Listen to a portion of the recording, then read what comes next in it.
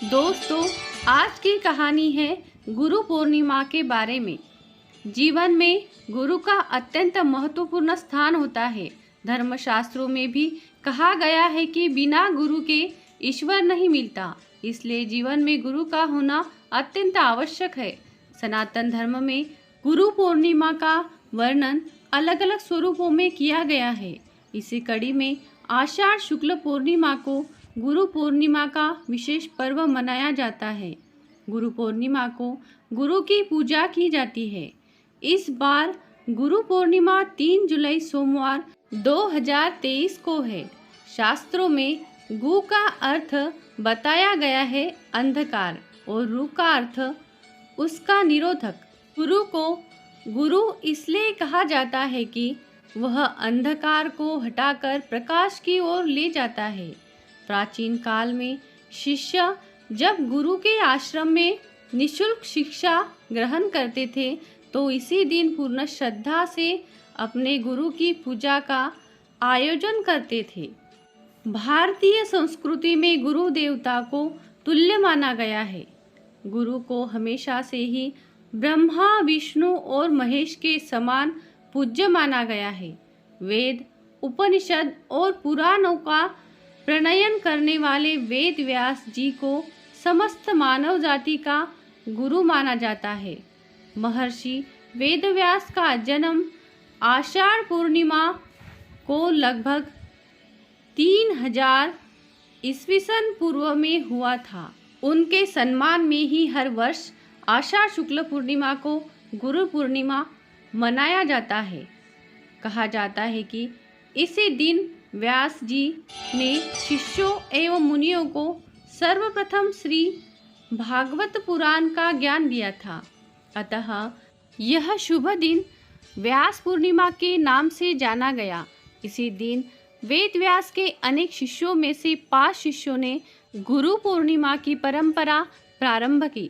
पुष्प मंडप में उच्चासन पर गुरु यानी व्यास जी को बिठाकर पुष्पमालाएं अर्पित की, आरती की तथा अपने ग्रंथ अर्पित किए थे, जिस कारण हर साल इसी दिन लोग व्यास जी के चित्र का पूजन और उनके द्वारा रचित ग्रंथों का अध्ययन करते हैं। कई मठों और आश्रमों में लोग ब्रह्मलीन संतों की मूर्ति या समाधि की पूजा करते हैं। भारतवर्ष में सभी ऋतुओं का अपना ही महत्व है। गुरु पूर्णिमा खास तौर पर वर्षा ऋतु में मनाने के पीछे भी एक कारण है, क्योंकि इन 4 माह में न अधिक गर्मी और न अधिक सर्दी होती है। यह समय अध्ययन और अध्यापन के लिए अनुकूल व सर्वश्रेष्ठ है। इसलिए गुरु चरण में उपस्थित शिष्य ज्ञान, शांति, भक्ति और योग शक्ति को प्राप्त करने हेतु इस समय का चयन करते हैं। वैसे तो हर दिन गुरु की सेवा करनी चाहिए, लेकिन इस दिन हर शिष्य को अपने गुरु की पूजा कर अपने जीवन को सार्थक करना चाहिए। वर्ष की अन्य सभी पूर्णिमाओं में इस पूर्णिमा का महत्व सबसे ज़्यादा है। इस पूर्णिमा को इतनी श्रेष्ठता प्राप्त है कि इस एकमात्र पूर्णिमा का पालन करने से ही वर्ष भर की पूर्णिमाओं का फल प्राप्त होता है। गुरु पूर्णिमा एक ऐसा पर्व है जिसमें हम अपने गुरुजनों, महापुरुषों, माता पिता एवं श्रेष्ठ जनों के लिए कृतज्ञता और आभार व्यक्त करते हैं। कथा के अनुसार महर्षि वेदव्यास जी को भगवान विष्णु का अंश माना गया है। वेदव्यास जी की माता का नाम सत्यवती और पिता का नाम ऋषि पराशर था। महर्षि वेदव्यास जी को बचपन से ही अध्यात्म में बहुत रुचि थी। एक बार उन्होंने अपने माता पिता से प्रभु के दर्शन करने की इच्छा प्रकट की और वन में तपस्या करने की अनुमति मांगी। वेदव्यास जी की इस बात को सुनकर उनकी माता ने उन्हें वन जाने को मना कर दिया। माँ की इस बात को सुनकर वेदव्यास जी वन जाने का हठ करने लगे। वेदव्यास जी के हठ करने की वजह से माता सत्यवती को उन्हें वन जाने की आज्ञा देनी पड़ी।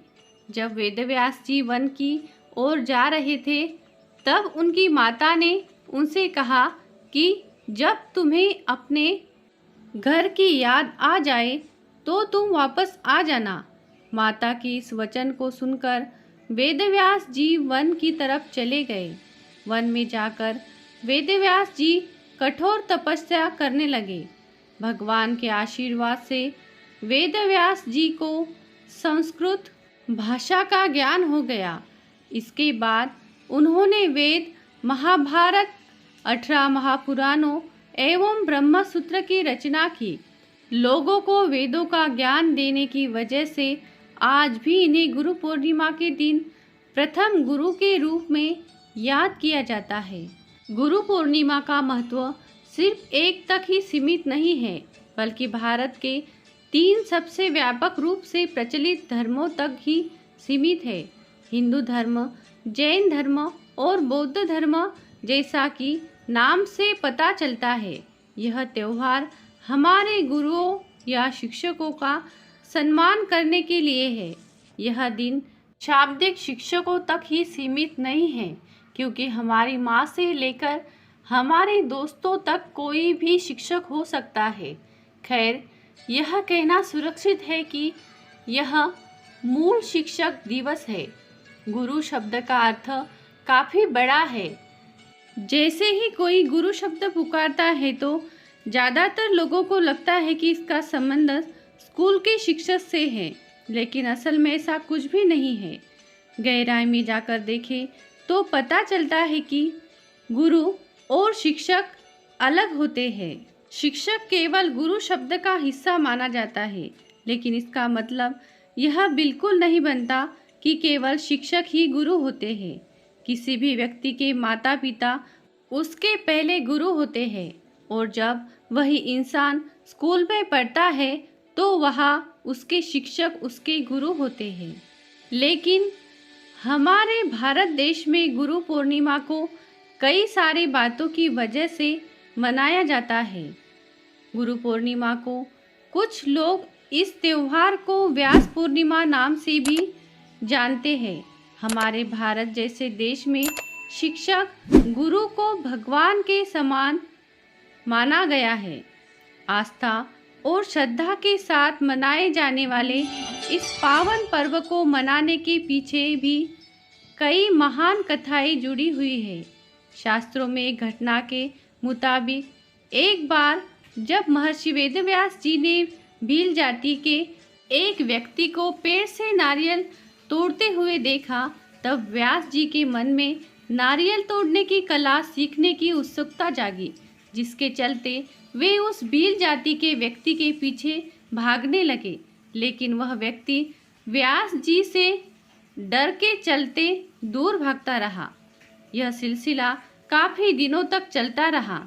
वही व्यास जी के अंदर भी इस कला को सीखने की इतनी उत्सुकता थी कि वे भील जाति के युवक का पीछा करते करते एक दिन उसके घर पहुंच गए, जिसके बाद वो युवक खुद तो नहीं मिला, लेकिन घर पर उसका बेटा मिला, जिसने संस्कृत के प्रखंड विद्वान व्यास जी की पहले पूरी बात सुनी और फिर वह नारियल तोड़ने की विद्या सिखाने के लिए उन्हें तैयार हो गया।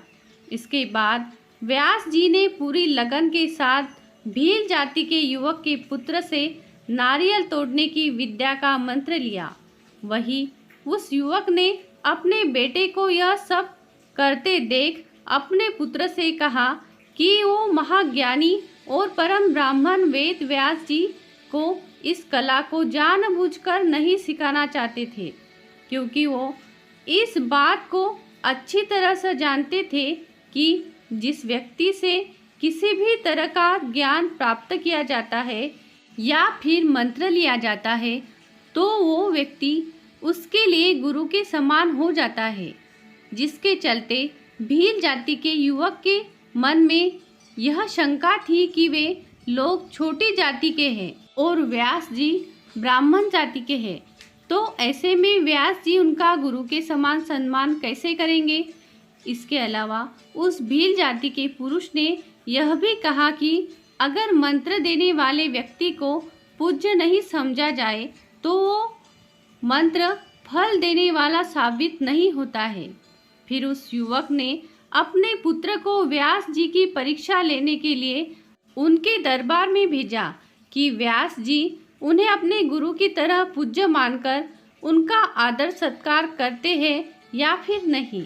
वही अपने पिता की बात सुनने के बाद उसका पुत्र एक गुरु के रूप में व्यास जी के दरबार में पहुंच गया, जहां व्यास जी अपने गुरु को आते देख दौड़े दौड़े आए और उनका पूजन कर उनके आदर सत्कार में लग गए और उन्हें गुरु की तरह मान सम्मान दिया, जिसे देख उस युवक का पुत्र बेहद खुश हुआ और इसके बाद उसने अपने पिता को व्यास जी के बारे में बताया, जिसे सुनकर उसके पिता के मन की सारी शंकाएं खत्म हो गई कि जो व्यक्ति एक छोटी जाति के व्यक्ति को भी गुरु की तरह उनका आदर सत्कार करता है और गुरु के समान महत्व देता है, वह परम पूजनीय है। और तभी से गुरु शिष्य परंपरा में श्रीमद् भगवत गीता की रचना करने वाले इस महाज्ञानी और प्रखंड पंडित महर्षि वेदव्यास जी को सबसे अग्रणी और प्रथम गुरु माना जाने लगा एवं गुरुओं के आदर सत्कार और उनके प्रति कृतज्ञता प्रकट करने के लिए गुरु पूर्णिमा के पर्व को पूरे श्रद्धा भाव के साथ मनाया जाने लगा। आषाढ़ महीने में पूर्णिमा के दिन गुरु पूर्णिमा मनाई जाती है। गुरु वह होता है जो हमारे जीवन से अंधकार रूपी अज्ञान को निकाल देता है। सभी लोग अपने जीवन में गुरु को बहुत सम्मान देते हैं। गुरु पूर्णिमा के दिन स्कूल और कॉलेज में बड़े बड़े कार्यक्रमों का आयोजन किया जाता है। इस दिन सभी छात्र अपने शिक्षकों के प्रति कृतज्ञता जताते हैं। अधिकतर जगहों पर इस अवसर पर भाषण प्रतियोगिता, निबंध प्रतियोगिता का भी आयोजन किया जाता है। हनुमान जी ने सूर्यदेव से ही वेदों और शास्त्रों का ज्ञान प्राप्त किया था। सूर्यदेव द्वारा दी गई शिक्षा से ही हनुमान ज्ञानी और भगवान श्री राम के परम भक्त हुए। जब हनुमान जी शिक्षा ग्रहण करने के योग्य हुए तो माता पिता ने उन्हें सूर्यदेव के पास शिक्षा ग्रहण करने के लिए भेजा। हनुमान जी ने जाकर सूर्यदेव से गुरु बनने की प्रार्थना की। तब सूर्यदेव ने कहा कि मैं तो एक क्षण के लिए रुक नहीं सकता और न ही मैं रथ से उतर सकता हूँ। ऐसी स्थिति में मैं तुम्हें कैसे शास्त्रों का ज्ञान दे पाऊंगा। तब हनुमान जी ने कहा कि आप बिना अपनी गति कम किए ही मुझे शास्त्रों का ज्ञान देते जाइए। मैं इसी अवस्था में आपके साथ चलते हुए ज्ञान ग्रहण करूंगा। सूर्यदेव इस बात के लिए तैयार हो गए। सूर्यदेव वेद आदि शास्त्रों का रहस्य शीघ्रता से बोलते जाते और हनुमान जी शांत भाव से उसे ग्रहण करते जाते। इस प्रकार सूर्यदेव की कृपा से ही हनुमान जी को ज्ञान की प्राप्ति हुई। पौराणिक मान्यताओं के अनुसार गुरु वेद व्यास जी को भगवान विष्णु का अंश माना गया है, इसलिए गुरु पूर्णिमा पर उनकी पूजा की जाती है और उनके रूप माने जाने वाले सत्यनारायण भगवान की कथा सुनी जाती है। विष्णु पुराण में भी यह बताया गया है कि पूर्णिमा तिथि भगवान विष्णु की पूजा करने के लिए सर्वश्रेष्ठ तिथियों में से एक है। अगर आपके घर में काफ़ी समय से आर्थिक तंगी चल रही है या फिर कारोबार में सफलता नहीं मिल पा रही है, तो प्रत्येक पूर्णिमा पर सत्यनारायण भगवान की कथा सुनने से आपको विशेष लाभ होगा और आपके घर में धन की वृद्धि होगी। इसके अलावा नौकरी में यदि काफ़ी समय से परेशानी चल रही है तो उसमें भी लाभ होगा। गुरु पूर्णिमा पर यदि आप किसी कारणवश सत्यनारायण भगवान की कथा नहीं कर पा रहे हैं तो सामान्य विधि विधान से भगवान विष्णु की पूजा करने से भी शुभ फल प्राप्ति होगी। भगवान विष्णु की पूजा में तुलसी, धूप, दीप, गंध पुष्प और पीले फल चढ़ाए और श्री हरि का स्मरण करें और मनोकामना याद करें। भक्ति भाव के साथ पूजा करनी चाहिए। पूजा के उपरांत भगवान को विभिन्न प्रकार के पकवानों का भोग लगाएं और प्रणाम करें। भोग को प्रसाद स्वरूप सभी लोगों में वितरित कर दें। तो दोस्तों, यह थी गुरु पूर्णिमा की कहानी। आपको कैसे लगी कमेंट करके ज़रूर बताएं। चैनल को लाइक, सब्सक्राइब और शेयर ज़रूर करें। बेल आइकन वाला बटन भी दबाएं ताकि नई कहानियों की नोटिफिकेशन आपको हमेशा मिलती रहे। कहानी अंत तक सुनने के लिए आपका बहुत बहुत धन्यवाद।